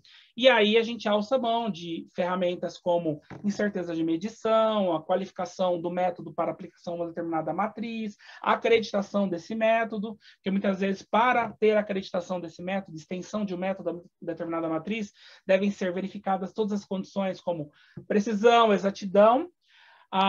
E essas informações acabam sendo muito úteis, por exemplo, na escolha de um prestador de serviço. Tá? Apesar de ser um tema que cada vez mais acaba tomando corpo, as regras de decisões, que são critérios presentes hoje dentro da acreditação da 17025, se a gente for pensar numa escala como produtiva, eu diria que essa é uma decisão que muitas vezes ela é bilateral, ou seja, entre contratante e contratado, né, a definição de como essa regra de utilização será utilizada, tá?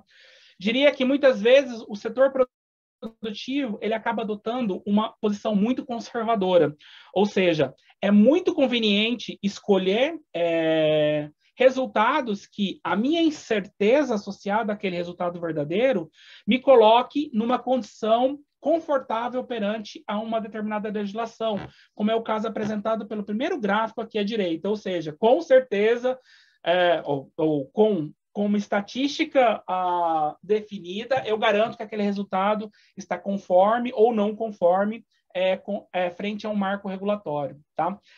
Isso, inclusive, em muitas agências oficiais, quando a gente pensa numa inspeção de um produto, muitas vezes a incerteza acaba não sendo um parâmetro decisivo na avaliação da conformidade. Eu diria que ainda a gente tem um espaço muito grande para alterar essa cultura, né?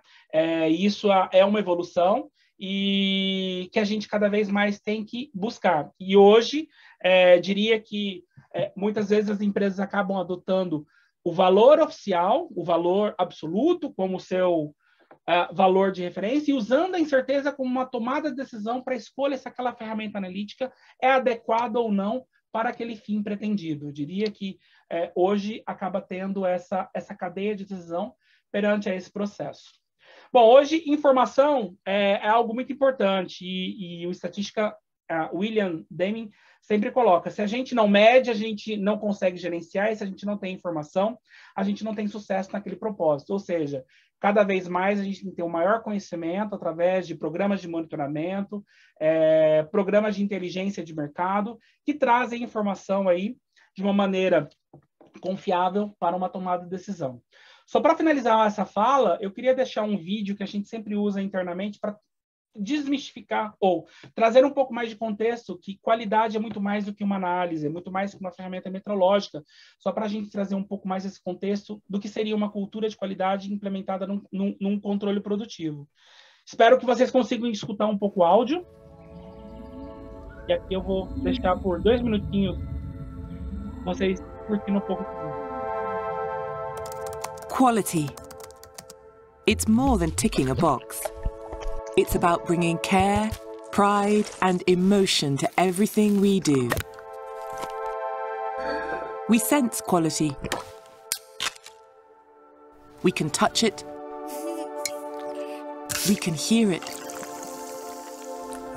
We can feel it. Quality is about trust. To nurture it is to care about what we do and about everyone. That care keeps us all safe. By sticking to our rules of success, we can ensure that we'll always be there, year after year after year. When we create something so precious, we become responsible for it. So we need to make sure it's sustainable and that nothing is wasted. Perfecting our methods so childhood memories taste the same 30 years later. If we take all these things to heart, people will choose us. When we keep on innovating, it'll bring us together and free us. Quality has to live in the heart of every one of us, in every corner of our company. And it's through our dedication, knowledge, creativity, and passion to create the best consumer experience that we hope people feel it in everything we do. Because that is quality, and that makes people choose Nestlé, the good food, good life company.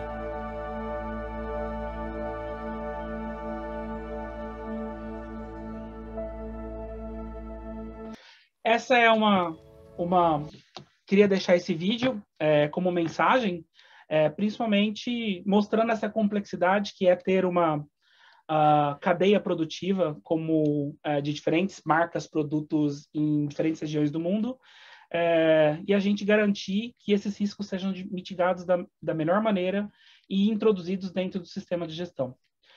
Gente, obrigado pela atenção, espero que possa ter contribuído com uma informação nova no dia de vocês e fico à disposição para qualquer dúvida que possa surgir aí no painel. Muito obrigada, Fernando. Excelente apresentação. Eu peço a todos que retornem à tela atual.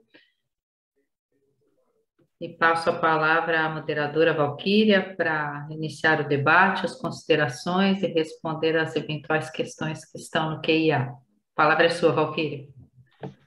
Excelente as palestras, assim,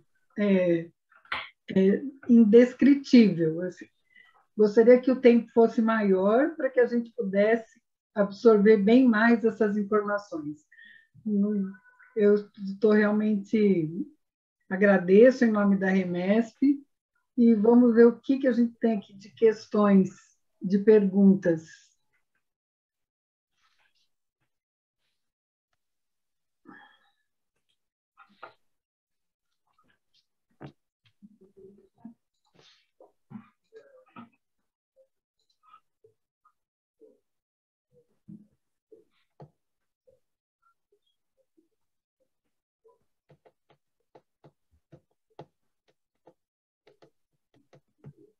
Ô, Patrícia. Oi. Eu não estou achando aqui na barrinha lá questões e perguntas e respostas, eu não estou localizando aqui. Espera aí, deixa eu ver se eu... Vamos lá, deixa eu ver se eu te ajudo aqui. Ixi, agora eu me perdi. Saí da tela. Eu vou começar, acho que de baixo para cima aqui, porque fica mais fácil para mim. Eu posso fazer uma pergunta. A Ana Rita Nogueira, ela parabeniza a todos pelas apresentações. E não sei quem vai responder, mas na visão de vocês, qual é o maior desafio na análise de risco?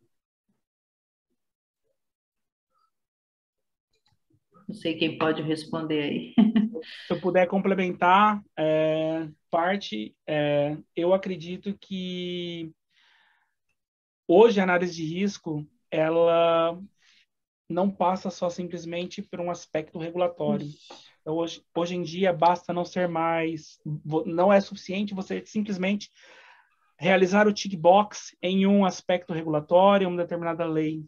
Hoje em dia, você tem que conectar o que é valor, o que é risco percebido pela sociedade, dentro dos seus controles de processo, dentro da sua realidade de cadeia produtiva. Então, hoje, eu enxergo isso como um grande desafio, e principalmente enxergar se esse risco a gente está trazendo da fonte correta, que a cadeia produtiva hoje está uma bagunça. Então, nós temos aí situações de restrições que fazem com que essa cadeia de suprimento esteja um pouco desorganizada de uma situação normal. Então, não é só a embalagem hoje que tem uma fila de arte a ser entregue, mas hoje, devido a restrições, as zonas de sourcing acabam modificando drasticamente, e não basta simplesmente você comprar de um fornecedor A, B e C, que você sempre comprou corriqueiramente um determinado ingrediente, mas você tem que saber exatamente qual a fonte que esse fornecedor está buscando a sua matéria-prima e trazer esses riscos regionais para o seu programa de controle. Porque nesse ambiente globalizado, isso acaba sendo hoje a grande dificuldade nessa situação de proteção. Acho que está respondido, né? Pode fazer um... eu queria completar. O Fernando lá. É um cara sensacional. Saudades de você, Fernando. Mas eu queria jogar aqui uma pimenta bem forte nessa resposta aí do Fernando. Está perfeita. Mas é o seguinte, viu, Ana, Rita? O Maquiavel tem uma frase que ele fala assim: os fins justificam os meios. Todo mundo conhece essa frase do Maquiavel. Só que essa não é a frase correta. A frase correta é a seguinte, ó. Os fins justificam os meios desde que os fins não firam os princípios. Então, a coisa mais difícil numa análise de risco são os seus princípios. O Fernando tocou nesse ponto de uma forma muito educada, muito elegante. Ele é muito mais educado que eu. Eu estou indo realmente com o dedo na ferida. Hoje, a gente tem invertido muito fins e meios. Então, começa pelos seus princípios. Aí você vai tomar a melhor decisão, fazer a melhor análise de risco possível, tá? Posso fazer o último comentário? Vamos lá, Fernando. Tá joia. Puxando um pouquinho para o laboratório, um grande desafio que eu pelo menos sinto ao longo desses últimos anos é fazer o prestador de serviço entender que a metrologia está a serviço do consumidor, né? A metrologia não é aquilo que você faz para obter um certificado de acreditação 17025. Implementar uma cultura de que um resultado de análise é uma distribuição de probabilidade não é algo fácil. Falando assim, estatística, né? Parecendo que estou dando aula de estatística, mas não é difícil mudar a cultura. Ensinar uma ferramenta estatística não é tão difícil quanto implementar a cultura de que o laboratório precisa reportar o resultado daquela amostra com uma avaliação de certeza que obedeça fundamentos matemáticos, que esteja bem representado cientificamente, para que aquilo possa ser usado na análise de risco, aí esse risco que eu estou falando já é lá na ponta do resultado, para o consumidor. Então, acho que implementar essa cultura e tirar um pouco essa visão de que a metrologia vamos fazer para obter o certificado é um desafio, pelo menos na ponta que eu trabalho, né, que é lá na frente. Valquíria, você quer acrescentar alguma coisa? Não, estou satisfeita com a resposta. Então, vamos lá, eu vou ler uma... Tem mais uma questão. Eu consegui abrir aqui o quadrinho. Conseguiu? Consegui. Você segue? Sigo. Tá bom. Aí o Pedro Fux, não sei se eu falei o nome certo, ele pergunta: o cálculo da incerteza de medição para o método ainda se mantém? Quando você fala que o certo é aplicar a incerteza no nível de medição, fica parecendo que o cálculo da incerteza do método não é necessário. Parabéns pela palestra. Na verdade, é assim, né? A gente tem que entender que incerteza é definida no VIM para a medição. Por quê? O resultado é da medição, o resultado de análise não é do método, né? Então, o que for utilizado ao longo dos anos é a aproximação de que uma incerteza associada ao método seria representativa para qualquer medição, o que não é verdade, o que apresenta um grande risco para o consumidor, porque se você fizer uma análise de conformidade com base numa incerteza de método, você está supondo que a amostra caiu especificamente num determinado ponto que você não vai garantir que ela vai cair ali, nem sempre ela vai cair ali, né? Então, não existe essa figura de incerteza do método. Isso é uma figura de linguagem, é uma forma de falar uma incerteza que se espera de um dado nível de mensurando para aquele método, né? Mas o ideal para a análise de risco é fazer o resultado da amostra com a incerteza daquela amostra daquele cliente, né? Você não pode misturar uma incerteza de uma amostra de um cliente para outro, né? Não tem sentido isso. Então, é uma figura de linguagem que se usa. Não existe metrologicamente a ideia de incerteza de método. Ele pede um exemplo. Ele falou: pode dar um exemplo? Bom, vou tentar seguir o exemplo que eu estava traçando. Eu acho que você já abordou, né? Da aflatoxina. Então, é basicamente isso. Você tem lá 4 ppb, porém a incerteza do seu método foi estimada lá para 50 ppb. É uma incerteza completamente diferente de uma região da outra. Então, se você tomar a decisão com base lá na sua incerteza chamada de método, entre aspas, com 50 ppb, vai ser uma informação errada, né, para análise de risco, e, portanto, vai ser uma análise sem fundamento. Acho que esse exemplo dá certo, né? Agora tem uma pergunta do Fábio Azevedo. Parabéns pela palestra, Alexandre. Gostaria de entender como os laboratórios de ensaios irão avaliar o parâmetro de açúcares adicionados. É um parâmetro muito complexo para separar o que veio da matéria-prima do que foi adicionado. Me parece um dado que somente a própria indústria poderá fornecer.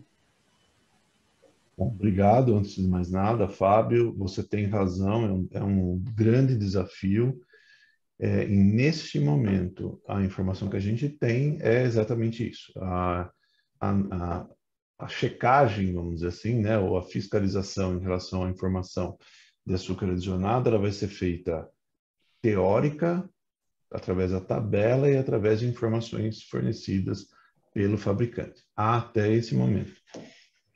A gente sabe, tem notícia de que tem algumas universidades aqui no Brasil trabalhando aí para desenvolver uma metodologia ou homologar uma metodologia para açúcar adicionado mas nada ainda oficial. Então, será sim, por enquanto, teórica, né, por informação disponibilizada. A pergunta sempre aparece e é importante a gente ter claro isso daí, porque por isso que a gente frisou muito aí no começo, né, a história de forneça a informação, uma boa informação de qualidade para o seu cliente. Eu posso perguntar como laboratório, essa questão, assim, quantidade adicionada é muito complexa, mesmo porque, dependendo de como o produto é processado, você coloca, por exemplo, num doce de leite, você tem lá uma massa láctea, você pôs o açúcar e vai haver uma concentração. Então, a quantidade adicionada lá no início do processo não é a quantidade que adicionada no final. Então, isso é feito por meio de estimativa? A empresa faz isso? A pergunta boa também, Valquíria, isso daí já a regra também já está bem definida com relação a isso. Vamos imaginar que eu estou fazendo um sorvete de doce de leite. E eu tenho lá, a minha fórmula é leite, açúcar, doce de leite, chocolate e aroma e corante. Ok. Quando eu adiciono o doce de leite ao produto, eu conto a quantidade de açúcar que estava no doce de leite. Eu tenho que contar como adicionado, porque eu adicionei, foi açúcar de adição. Então, isso aí está claro, tem as regrinhas aí muito objetivas. Se eu vou fazer só o doce de leite, eu tenho que falar o meu doce de leite, o leite que vem do leite é açúcar total, açúcar adicionado, a sacarose, faço a rotulagem do doce de leite. Quando eu pego esse doce de leite e adiciono no sorvete, aí a lactose do doce de leite também entra como açúcar adicionado. Então, a regra é bem assim, é intenção, né? Por exemplo, nos Estados Unidos eles fizeram a mesma regra, mas eles isentaram situações como essa. E o que aconteceu? Aconteceu uma substituição, principalmente em produtos à base de fruta, pelo suco de fruta concentrado, tal, para buscar o adoçamento através do suco da fruta. Então, a Anvisa tomou esse cuidado para que isso não acontecesse aqui. É uma forma de burlar. Não é uma forma de burlar, né? Nos Estados Unidos é uma solução tecnológica, eu acho que é assim, muito justa e muito correta, porque você está utilizando uma outra... É engraçado essa sua fala, porque as pessoas falam assim, não vou tomar um refrigerante com muito açúcar, eu vou tomar um suco. Que suco pode. Mas quando eu pego o suco e ponho o suco no produto, aí o suco não pode. Então, quer dizer, tem uma questão aí também ideológica por trás. A questão toda é para que fique muito claro a intenção do adoçamento, não a qualidade, porque todo açúcar tem boa qualidade. A gente não tem que discutir isso, né? Tá certo, obrigado.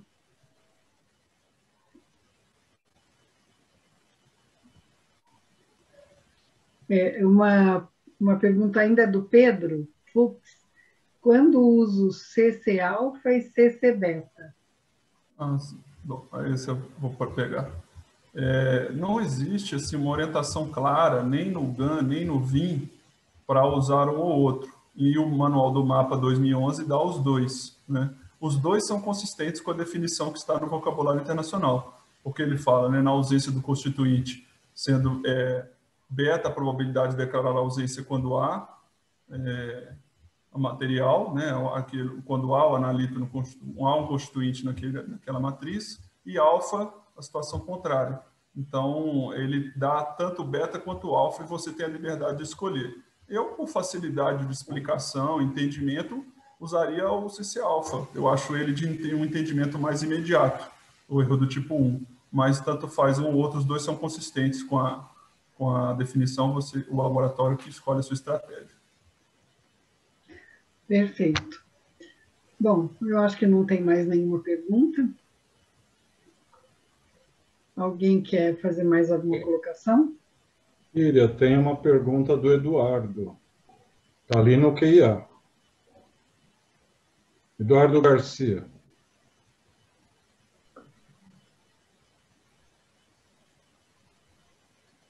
Ou um depoimento. Mas acho que eu já fiz, acho que essa pergunta aí a Patrícia já não fez para ele? Não, ainda não, Não? Valquíria. Se quiser, eu faço. Do Eduardo Garcia, né? Não, Excelente não, apresentação, muito boa, esclarecedora, além de trazer à tona um ponto muito importante, que é a regra de decisão, que deve ser amplamente difundida em todos os setores metrológicos. Aproveitando a oportunidade, concordo que uma incerteza fixa e definida não traz uma realidade total das variações que possam ocorrer. Mas temos um problema atual e que acredito levará um tempo para ser implementado de forma segura. Mas a incerteza em ensaios é definida muitas vezes com base nos MRCs, com muita dificuldade em definir incerteza na amostragem. Qual o seu ponto de vista sobre o assunto?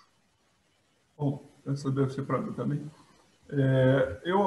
Ele fez uma leitura muito interessante do cenário atual. Existe uma dificuldade de se colocar essa ideia de que a incerteza é associada ao resultado e, portanto, o resultado é associado à medição. A incerteza automaticamente tem que ser associada à medição e não ao procedimento. Porém, muitos laboratórios e o próprio processo de avaliação de laboratórios ainda não incorporou essa obrigatoriedade, né? Ele deixa passar algumas estimativas de incertezas, digamos, agrupadas, né? Porque eu como metrologista, não posso chamar incerteza de método, porque não existe essa figura. Então, seria uma incerteza agrupada de várias amostras que tentariam representar o que seria uma incerteza esperada para aquele procedimento em alguma amostra, né? Que cai em algum ponto da faixa de trabalho. Então, é uma mudança, assim, já antes era pior, eu acho que vem melhorando, né? As avaliações estão ficando mais atentas com relação a essa ideia de que, ainda que vagarosamente, essa ideia de que não é o procedimento, não é o método que tem certeza, né? Cada amostra tem a sua propriedade, a sua concentração e a sua incerteza. Ele mencionou a amostragem aí já seria um outro assunto, né? Que é quando eu represento um resultado de grupos de amostras. Se eu quero representar um resultado associado a amostras 1, 2 e 3, para responder a uma questão daquele grupo, aí eu poderia entrar com uma correção de amostragem nesse estudo interamostras, né? Mas quando eu tenho uma amostra única para representá-la, como eu não tenho outros elementos do conjunto, não há como avaliar essa variabilidade interamostras por justamente não haver mais de uma amostra para aquele resultado. Então, aí parece que são uma colocação ele fez fazendo a leitura do cenário de implementar essa ideia, essa cultura de que a incerteza é por amostra. E a segunda foi, ele citou aí a amostragem e eu tive que mencionar esse esclarecimento sobre a amostragem, quando tem e quando não tem. É isso, ok?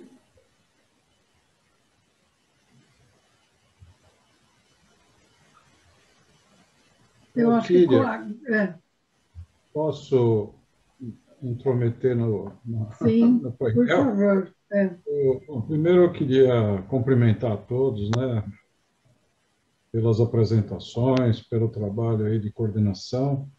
E eu queria aproveitar que o Alexandre ainda está presente. Alexandre, nós estaremos realizando um evento na área de nanotecnologia e isso deve acontecer em setembro. Eu queria uma contribuição sua, da Bia, ver se você pode nos ajudar. Nós vamos organizar um debate onde muitos do pessoal que tem desenvolvido produtos alimentícios ou na área de alimentos e bebidas enfrentam alguns problemas com o registro disso junto à Anvisa. Vamos dizer, a palavra nano parece que deixa o pessoal bastante preocupado e incerto na hora da tomada de decisão.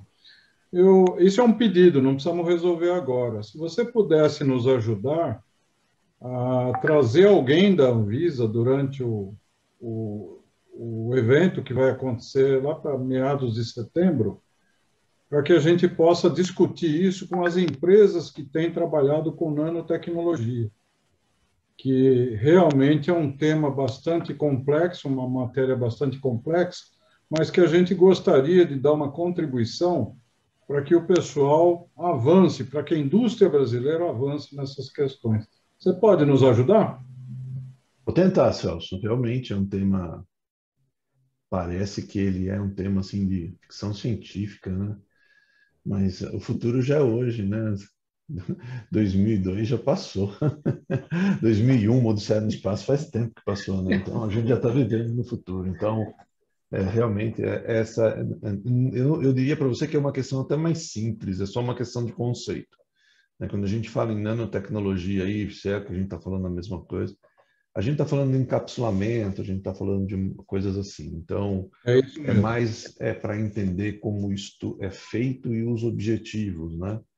E o que chega até o consumidor. Então, se eu vou encapsular um probiótico, por exemplo, para que ele possa ser comercializado ou esteja no produto de temperatura ambiente, beleza, eu sei fazer.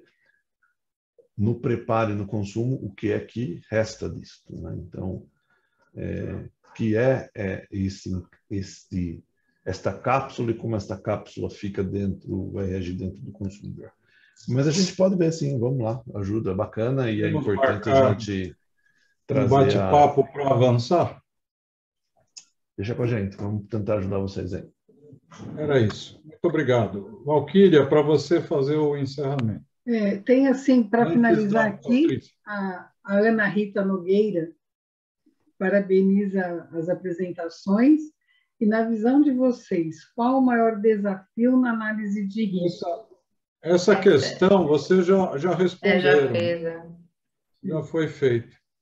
Então, nós não temos, a não ser um depoimento aqui, se você me permitir, Valquíria, eu vou te ajudar. Deixa eu pegar aqui. A Patrícia Trentin, quando o Fernando Cunha estava comentando, ela falou, complementando essa resposta do Fernando sobre incerteza do método, na área de calibração se utiliza sempre a incerteza de medição, ou seja, uma incerteza para cada calibração. É apenas um comentário que a Patrícia fez, viu, Fernando? Em relação ao que você tinha comentado. Mas eu acho que nós estamos chegando ao final, nossos colegas têm outros compromissos, e aí, Valquíria, eu deixo para você fazer os comentários adicionais e depois passamos para a nossa mestre de cerimônias, a Patrícia, para passar as informações finais. Bom, eu só queria agradecer em nome da REMESP, agradecer a todos vocês, as palestras, que foram excelentes, e é só isso. Muito obrigada.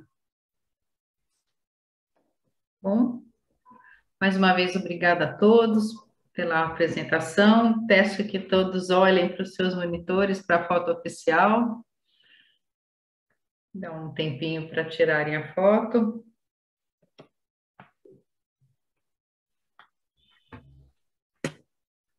Acho que já deu, né? Vamos lá, então nós vamos sair dessa sala, vamos acessar outro link para poder, às 16h30 começa a nossa palestra técnica 1. Já vou adiantar o tema aqui, que é nanometrologia como diferencial para a indústria de bebidas e alimentos. Tá? A gente se encontra na outra sala. Até já.